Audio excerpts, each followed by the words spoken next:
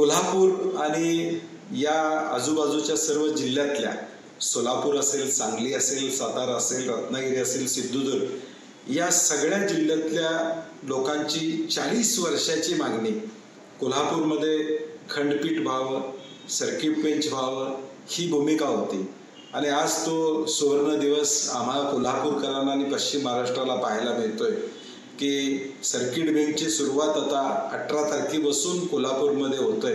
मला मनापासून देशाचे सरन्यायाधीश आदरणीय गवईसाहेब असतील आणि या प्रक्रियेमध्ये असणाऱ्या सर्व या निर्णयापर्यंत आणण्यासाठी ज्यांनी सहकार्य केलं त्या सर्वांचं मनापासून मला धन्यवाद द्यायचे. विशेष करून हा लढा कोल्हापुरातल्या वकिलांनी कायमपणे तेवत ठेवला. कोल्हापूरमध्ये हा निर्णय झाला पाहिजे ही भूमिका कायमपणे ठेवली आणि या संघर्षाला आज यश आलं. शाहू महाराजांच्या भूमीमध्ये 18 तारखेला याची सुरुवात होते याचा मनापासून आम्हाला आनंद आहे.